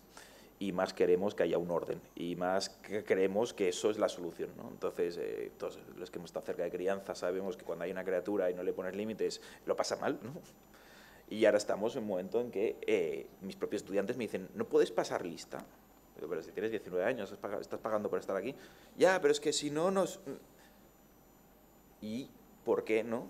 ¿Qué es esta cosa, no?, de necesidad de orden y límites que caracteriza a personas que han vivido seguramente con el beneplácito de sociedades donde se les ha permitido ser muy quienes son, pero el ser quienes son significa que no les han parado con los pies, ¿no? Y creo que eso es algo que está ahí en el mundo pasando ahora mismo. La crisis de la burbuja de la vivienda efectivamente le dio alas a todo este movimiento, es decir, que no es casualidad que el trumpismo y todo ese movimiento se haya cogido todos los cinturones rojos y se los haya metido en el bolsillo, es decir, personas que más o menos tienen trabajo, que más o menos tienen una vida tal y que están viviendo por debajo de las condiciones de vida normales. Entonces, claro, está diciendo, el problema es el otro. Y con esto reagrupo unas personas que están muy en el límite de la sociedad. Pero es que el sujeto excedente empieza a estar muy cerca de nosotros también. Y esta sensación de que lo que haces no tiene mucho sentido y que tu trabajo no contribuye mucho más que seguir trabajando y que por mucho que trabajes no cambia de lugar. Y el sujeto excedente es el que en Francia está poniéndose chalecos amarillos y la está liando, es el que le da igual hacer un ataque nihilismo y quemar un barrio o montar una mani a favor de algo interesante, porque al final lo que estamos conviviendo es con la producción de vidas muy abaratadas y con una sensación de excedencia, que no está politizada en el sentido clásico de conciencia, ¿no? Hay un elemento que yo creo que es clave también con el tema de... Con el tema de las políticas o las culturas de identidad, ¿no? Y es, como planteaba Zizek, que el pensamiento postmoderno ha acabado politizando lo privado y lo íntimo y despolitizando lo económico, con lo cual no hay alternativa. Sí, es que lo económico es lo que no hablamos, porque es lo que nos duele y es lo que no compartimos. Cuánto cobras y cuánto pagas y cuánto esto es lo que nos cuesta compartir cada vez más y seguramente sería lo que nos permitiría entender las condiciones materiales que son más parecidas de las que a veces pensamos, ¿no? Y ya cerrando, cultura de transición, fue el gran reemplazo, es decir, obviamente la cultura de transición empieza a hacer este proceso, 1, de profesionalización de la cultura, 2, la creación de los másteres de gestión cultural, 3, empezar a quitar del medio a aquellas personas que están haciendo prácticas un poco disidentes, un poco incómodas, un poco fuera de la norma, ¿no? Y bajo la idea de la profesionalización se empieza a sacar personas de clase trabajadora de los espacios culturales y a meter personas de clase media aspiracional, ¿no? O lo que el PSOE consideraba que el ciudadano que debía hacer España un sitio de progreso versus la España anticuada heredada del franquismo, ¿no? Y efectivamente allí hay todo un tema de descapitalización de ciertos espacios, de pérdida de espacios colectivos, etcétera, etcétera, en pos de las empresas culturales, etcétera, etcétera. Es un poco lo que hablábamos en el libro de Emprendedores de Emprendizajes en Cultura en 2010, ¿no? Que estuve enografiando eso a tiempo real de cómo estaban desapareciendo espacios colectivos para aparecer en empresas, ¿no? Y esas empresas, pues obviamente se deben a mercados y se deben a gobiernos, y cuando te ves a gobiernos, de repente pues no puedes ser tan crítico como quisieras y empiezas a adquirir deudas históricas con ciertos partidos, etc., etc., que ya no vamos a meternos. Val, gràcies per la teua conferència. Jo sempre he cregut que la cultura es farà més lliures Pero hay un estudio reciente que nos comentaron en unas ponencias, unas jornadas de Escolta a la Cultura, en el que se hablaba que empíricamente, que estaba demostrándose científicamente, que aquellas sociedades, que aquellos gobiernos que más están invirtiendo en cultura digamos, también artística y de educación y cultura de colectividades, de asistencias al teatro, de asistencias al cine no en pantalla unipersonal, de conciertos multitudinarios o no tan multitudinarios, pero conciertos en directo, que aquellas sociedades que más estaban invirtiendo eran sociedades donde más estaba creciendo la ultraderecha. Yo no lo he entendido. Y no sé si conoces alguno de esos estudios y un poco. Y por dónde se puede entender o se puede coger esto. Claro, yo creo que responde un poco a un problema que tenemos, y es que cuando no politizamos las cosas las moralizamos, ¿no? Entonces hemos tenido una tendencia a moralizarlo todo, y en parte la cultura entra en esa moralización. Es buena, seguro que nos hace libres, es mejor tener cultura que no tenerla, esos de allí seguro que no la tienen porque no son como yo, ¿no? Y hemos generado una especie de relato en torno a la cultura que tiene un problema de base, creo, esa idea, y es que, claro,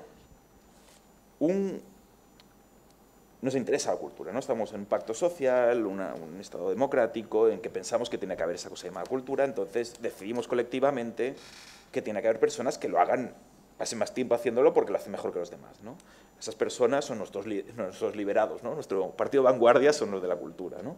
Entonces decimos, pues no está mal que les demos pues, unos espacios físicos y un poco de dinero para que sus becas, sus cosas, y se especialicen en esto, ¿no?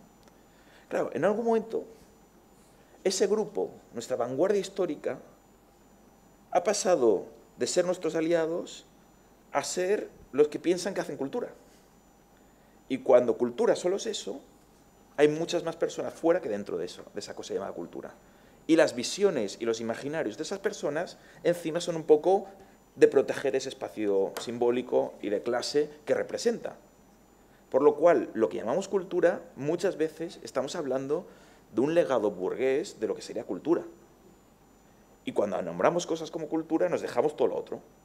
Y al dejarnos todo lo otro es cuando vemos que seguramente pues, hay personas de clases diferentes que también tienen sus formas de organizar imaginarios, y que los fachas pues, también escuchan y leen los mismos libros que los no fachas.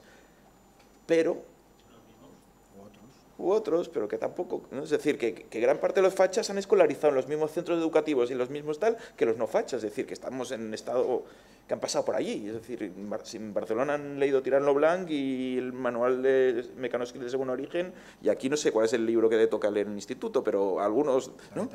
Seguramente han visto los mismos programas de televisión que tal, han tenido que ver las mismas obras de teatro cuando todo el cole, vamos al teatro, vamos. No se han socializado en espacios diferentes. Es más, son productos de la socialización de clase media que estamos promoviendo. Y yo creo que allí hay que desmoralizar la cultura y sí que pensar dónde están pasando cosas que no estamos llamando cultura y que pueden ampliar el campo de batalla, porque aquella cosa llamada cultura es un poco limitada. Y por eso en el libro este que contaba, llamo hay que quemar el liceo, ¿no? Hay que derrumbar el liceo una vez, porque cuando tenemos referente a lo que es cultura, perdemos de vista todo lo otro, ¿no?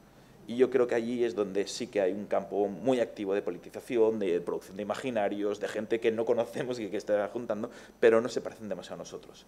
Y no tienen los códigos estéticos, sociales, que identificamos como los de la gente de la cultura. Y seguramente en eso están pasando cosas que no entran aquí, ¿no? Y que la habitación en la que estamos nos parecemos mucho, sociológicamente nos parecemos mucho. Es decir, no os conozco a nadie, pero estoy seguro que nos parecemos sociológicamente mucho.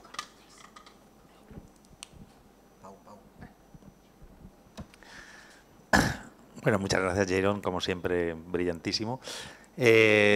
Para introducir otro elemento alrededor de la creatividad, la innovación, que es una de estas cosas que parece que tiene que ser un atributo de la cultura. Si aceptamos esto de que estamos en una batalla cultural, significa que durante muchos años hemos ganado la batalla cultural.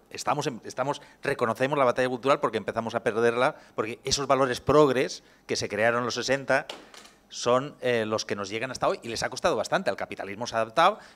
Thatcher y Reagan son de los 80, quiere decir que estamos en 2025, han pasado, quiere decir, la capacidad de la cultura. Y esto no tiene también algo que ver con la capacidad creativa y la innovación. Es decir, que el presidente de Estados Unidos haga una especie de TikTok echando mierda a los manifestantes, desde el punto de vista creativo de la innovación, esto no es la lengua de los Rolling Stones en los 80 o... quiero decir, tiene algo que ver que realmente la producción cultural progre ha sido bastante meliflua, bastante pacata, bastante aburrida, bastante... y eso que están planteando mensajes con una mayor resonancia, con mayor capacidad de provocar, con mayor capacidad, y esto se ha perdido en ese proceso, en esa hegemonía cultural, esa batalla cultural que llevábamos ganando durante casi 50 años y que ha obligado incluso al capitalismo a adaptarse a ella. Sí, se ha adaptado, lo ha transformado en productos de consumo, obviamente, ¿no? Y efectivamente, durante algún tiempo ha sido un momento de emancipación, de ruptura, de creación de imaginarios de deseo que no existían, de aspiraciones que no eran aspirables, ¿no? De rutas en la vida que nadie pensaba que se podían habitar, ¿no? Y yo creo que ahí, pues, obviamente, ha pasado momentos históricos en que esto pasa, ¿no? Y estamos en un momento de replegamiento, también es verdad, ¿no? Hace poco estábamos en una cosa en Pamplona, ¿no? Y estaban, por los Sanfermines, los colectivos culturales tienen derecho a tener las choznas, que son estas pequeñas, como unas tómbolas, ¿no? Donde pueden vender alcohol, donde venden tal, ¿no? Y con eso, pues, aguantan el resto del año con lo que hacen de caja, porque obviamente San Fermín se vende mucha cerveza, ¿no? Claro, el debate político era quién debería tener una. Y había toda una serie de grupillos de personas jóvenes que decían, y es que esos señores con las camisetas negras de Sociedad Alcohólica que beben cerveza y tienen eso no es ni contracultural ni nada, son señoros y son los padres. Y no somos un colectivo queer de tal, nosotros somos personas migradas que tal. Claro, todos esos grupos no están ni configurados como espacio cultural alternativo, por lo cual no se les tiene en consideración a la hora de una distribución material, que es, mira, tienes una semana de hacer caja.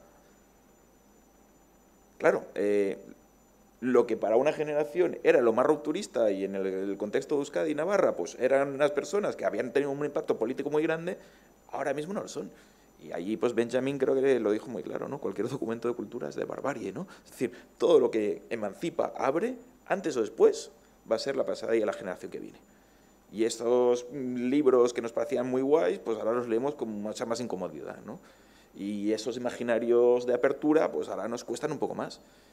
Y estamos en esa cosa, es decir, nuestros imaginarios ya no son muy operativos a la hora de producir transgresión, cambio, no sé cuántos, y los otros tienen morro.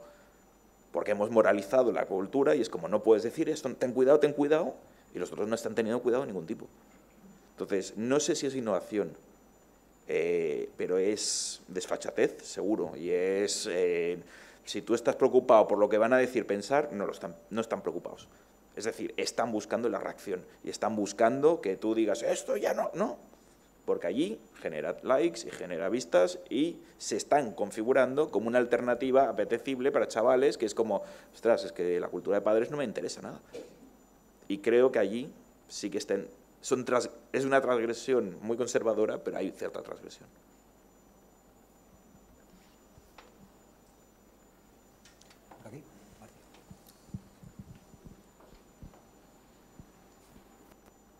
Primero de todo, gracias por la charla. Y yo te quería comentar que como persona joven, de 17 años, tengo muchos amigos que caen en estas cámaras de eco en las redes sociales sobre pensamientos de ultraderecha, anti-inmigración, antifeministas. Me pregunto cuál es el porcentaje que tienen de pensamiento consciente en esas ideas y cuánto porcentaje es de inercia propia de todo el aluvión de propaganda que reciben de las redes sociales. Y también aquí entra en juego cuánta libertad tenemos los jóvenes hoy en día para pensar individualmente, conscientemente, frente a todo este aluvión propagandístico que tenemos de un montón de espacios. Sobre todo, también hay mucha propaganda ocultada, por ejemplo, a través del fútbol, que es un deporte de masas, que se llega a discursos antifeministas de esas partes. Entonces, yo te pregunto, ¿qué porcentaje atribuyes al pensamiento consciente o a la inercia propia del momento que estamos viviendo? Muchas gracias. Es la pregunta del millón, es la pregunta del presente. Obviamente no te la voy a poder contestar de una forma muy específica ni con una cifra. Lo que sí sé es que, a pesar de todo lo que nos dicen, de que somos individuales y lo que pensamos es importante, gran parte de las decisiones que han marcado nuestra vida no las hemos tomado nosotros. Es decir, no hemos decidido dónde nacíamos, que eso configura mucho. No hemos decidido quiénes son nuestros padres y madres biológicas. El idioma, socialización, el sistema económico en el que tal, el sistema educativo en el que nos insertan. Es decir, hay tantas cosas que no decidimos, que esta locura neoliberal de yo soy yo porque yo tengo libertad para configurarme como yo creo, es parte del problema. Y es como, no, es que seguramente estamos más cruzados por mensajes ajenos de lo que creemos, y esos mensajes ahora mismo son muy vistosos esos, pero es que hay muchos otros que están ahí de fondo y que están pues construidos en esta cosa de la universidad es un sitio bueno donde vas a aprender, ¿no? Es mejor la universidad que no pasar por ella, ¿no? Pues hay muchas ideas ahí metidas. ¿Cuál es nuestra? Es que ni una ni otra. Y cuando empiezas a sentir que gran parte de lo que tú piensas que son tus ideas pues están ahí construidas socialmente, es cuando puedes empezar a vincularte con los demás. Porque dices que tampoco es tan importante que sea mía. La cosa es cuando detecto que esto está pasando, cuando tengo esta cosa un poco rara, ¿no? ¿Qué hago con ella, ¿no? Y con quién articulo, con quién comparto, con quién imagino, porque ahí sí que tenemos la capacidad de hacer coaliciones para crear otras cosas, ¿no? Pero no sé cuántas de esas ideas, pero hay muchísimas circulando, ¿no?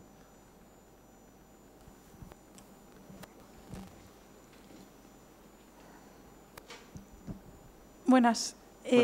Muchas gracias por la charla. Yo quería preguntarte, o sea, bueno, yo estoy también haciendo la tesis sobre temporalidades queer y no lineales desde la investigación en diseño, y entonces como que problematizo mucho la cuestión de las narrativas lineales y los imaginarios lineales, puesto que hegemónicamente están construidos desde ese lugar, ¿no? Entonces, como que, o sea, no sé si has pensado acerca de esto, pero como si has pensado también acerca de cómo podemos narrarnos más allá de la linealidad, porque también, pues, al final, como dice Yasnaya Aguilar, para hablar del tiempo siempre estamos utilizando metáforas del espacio. Entonces, pues muchas veces el lenguaje también nos limita y, bueno, no sé si has pensado acerca de esto. Gracias. Yo personalmente no le he dedicado mucho tiempo a esto. El otro día había un encuentro de cultura y una persona de Ecuador que me decía que era muy gracioso cómo están adaptando, ellos tienen nociones de tiempo circular, etcétera, etcétera, y cómo con la colonización, ¿no?, habían adaptado palabras españolas, ¿no?, como me voy viniendo, ¿no? ¿Sabes? Esta cosa, ¿no?, como de... Y todas estas formas de pensar, nombrar las cosas con escalas temporales circulares o tal, ¿no? Lo que creo que, y no soy especialista en esto y seguramente sabes muchísimas más que yo, lo que sí que aún tenemos un linaje muy grande de la noción ilustrada de progreso, ¿no? Es decir, la modernidad nos ha dejado esta idea de que hay una cosa que es progreso y que el progreso tiene que ver con civilizarse y tener cultura versus ser salvaje e incivilizado, es tener una serie de tributos versus los otros, etcétera, etcétera, ¿no? Y allí recientemente Manuel Rodríguez en un libro hablaba de tenemos que hacernos un poco más bárbaros, ¿no? Es decir, salir de estas nociones de linealidad que no sabemos de dónde salen, pero que siguen vertebrando cómo hablamos de la emancipación, del progreso, de tal, ¿no? Y creo que hay que pensar de forma un poco más bárbara, ¿no? Y con temporalidades diferentes y con menos relatos que empiezan y acaban o que tienen, o con menos causalidades, es decir, que realmente todos estos, cuál es la causa y cuál es consecuencia y hasta qué punto las cosas se codeterminan, ahora mismo tenemos que poder hacer eso. El formato de las tesis, pues mira, justo ayer un doctorando mío depositó su tesis y la hizo en formato wiki, donde no hay principio ni final, y entonces todos son hiperlinks. Para él es muy guay, para mí ha sido una cosa un poco más difícil, porque nunca sé si ya he leído esa página o no, porque vas pasando de una a otra, pero bueno, hemos conseguido depositarla y que una wiki sea una tesis, por lo cual también hay capacidad de transformación de los formatos y medios con los que se produce el conocimiento, o por lo menos con lo que se intenta transferir. Sí, yo creo que en relación a lo que decías de causa y efecto también desde el realismo agencial de Karen Barad, como que está muy hilado con esta cuestión de que en vez de proponer que hay interacciones, hay interacciones, que no hay fenómenos, o sea, cosas que precedan a otras cosas, sino que todas están constituyéndose al mismo tiempo. Claro, ahí hay un desplazamiento de una ontología lineal basada en la unicidad, ¿no?, a una ontología relacional donde ves que el ser no es, sino el ser está siendo siempre en relación a los demás, ¿no? Y esta noción del ser está siendo, ¿no?, y te constituyes siempre en la medida en que hay interacciones, ¿no?, en cosas que te están atravesando, quieras o no, ¿no?, es donde se desplaza el sujeto ontológico europeo o cartesiano y empiezas a producir otro tipo de cosas, ¿no? Y creo que ahí hay muchísimo por hacer.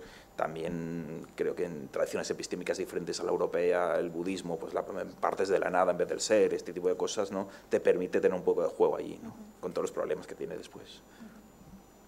Hacemos la última y ya nos vamos a hablar como más relajados. Ah, vale. Sí, bueno, una pregunta acerca del tema de la hegemonía cultural que comentaban por atrás. En relación a lo que comentaba el chico de aquí sobre las redes sociales.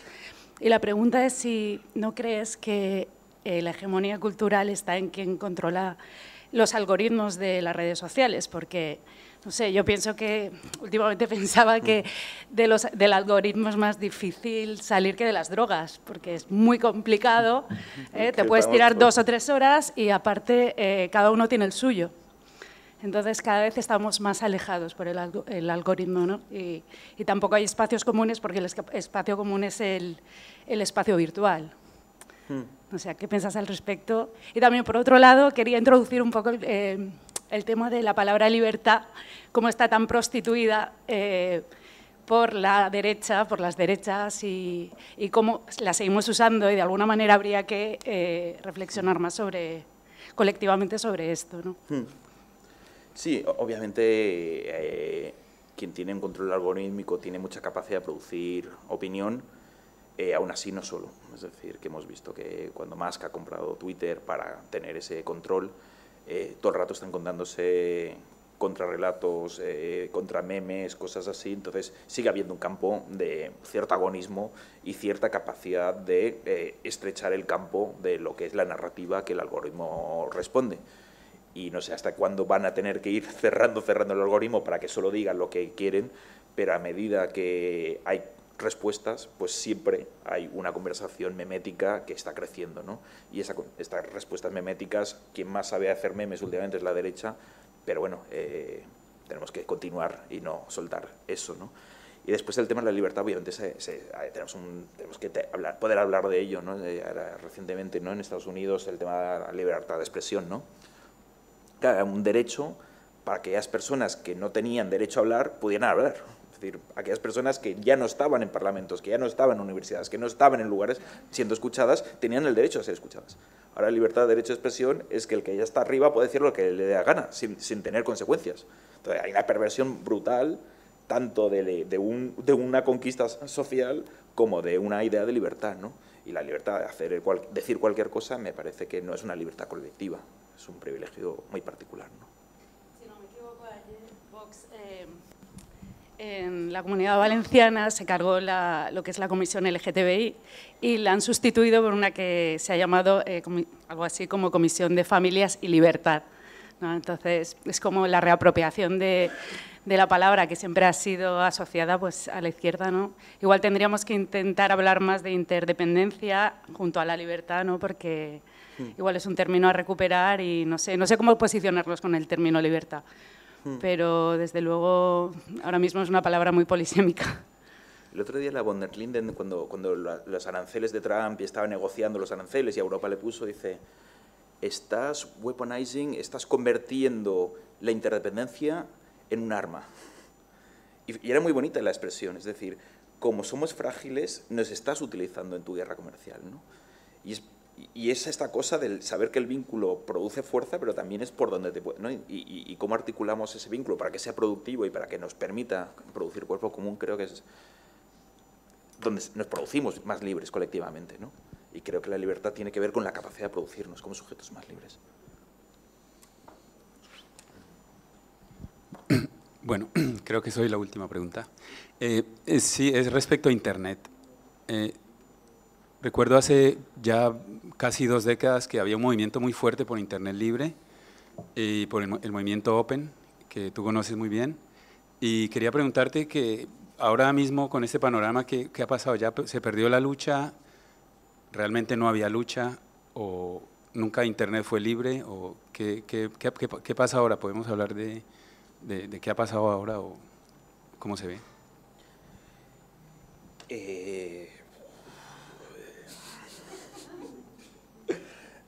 Internet hemos perdido mucho espacio político allí. Creo que la hipótesis tecnopolítica pues ahora mismo no es muy sostenible. Creo que todo el tema de la soberanía tecnológica pues es un tema muy grande que tenemos que poder plantearnos a nivel político. Creo que, por ejemplo, el Eurostack, esta gran plataforma a nivel comunitario para crear infraestructuras y recursos para no privatizar el Internet, creo que es una buena propuesta y se tendrá que potenciar. Por otro lado, creo que todo el tema de las IAs locales es un futuro como también a explorar, es decir, el gran problema de consumo energético de la IA es que tiene que ser muy polivalente, es decir, tiene que poder contestarte un email o hacerte unas cuentas muy sofisticadas. Si solo tienes que hacer cosas muy concretas, muy específicas, no necesitas una IA muy complicada, necesitas simplemente un disco duro entrenado bien.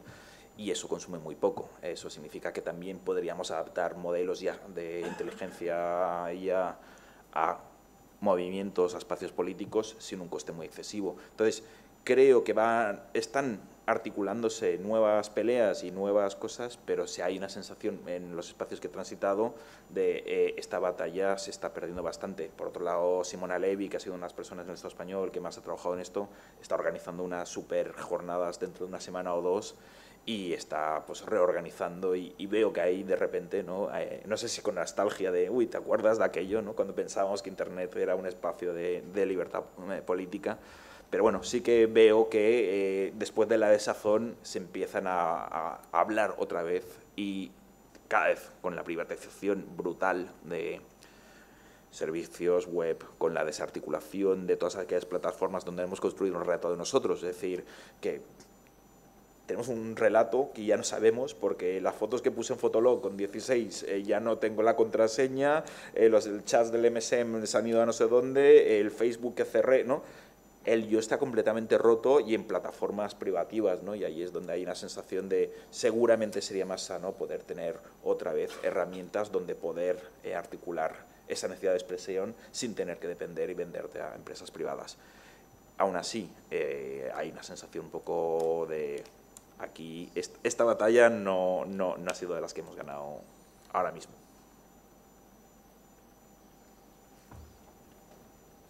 Sí. Bueno, pues lo dejamos aquí. Yo solamente apuntar un par de cositas, un poco por lo que más me ha resonado, ¿no? De todo lo que era la conferencia y lo que ha sido la participación del público, en el sentido de la importancia que tiene la memoria, lo estabas apuntando ahora, ¿no? En el sentido de ese volver a lo que fue, no tanto por hacer ejercicios de nostalgia, sino porque la memoria nutre la imaginación y sin memoria no hay tutía, ni tutelas, que decía Fraga, ni tutelas ni tutías.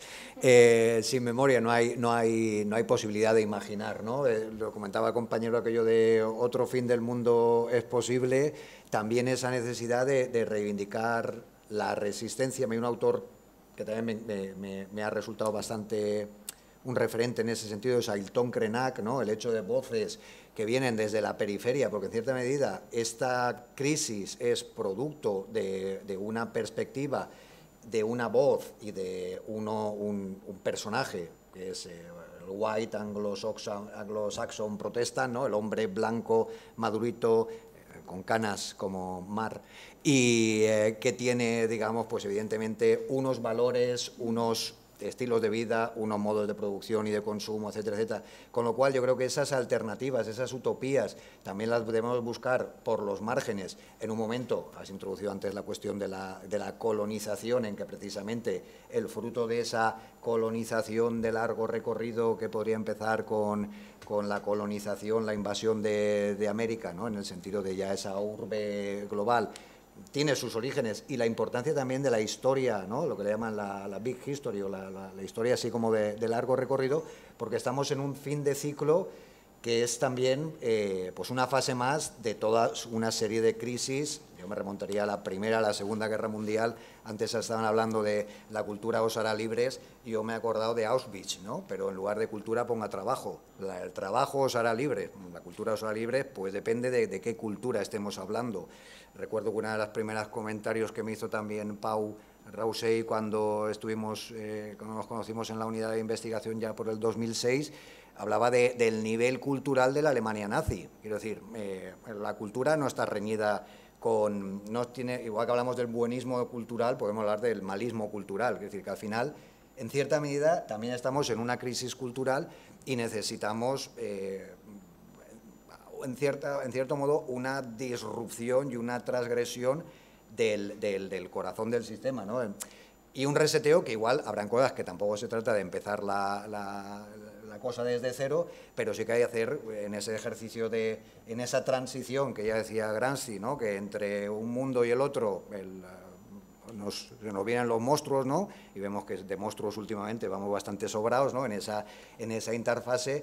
Es precisamente donde se necesita tanto la memoria y se necesita tanto reivindicar que otras formas de cultura, otras formas de modelos de organización que precisamente están invisibilizados, ¿no? Antes lo estábamos comentando también, el hecho de decir, claro, el problema está en que no es que no hayan referentes, es que es muy difícil, ¿no?, de hacerlos, desenterrarlos, y en ese sentido pues sacarlos a la luz y recuperarlos y poderlos utilizar también, no tanto para reproducirlos, sino por la cuestión de que nos inspiren posibilidades de innovación, ¿no?, que estaba comentando Pau, ¿no?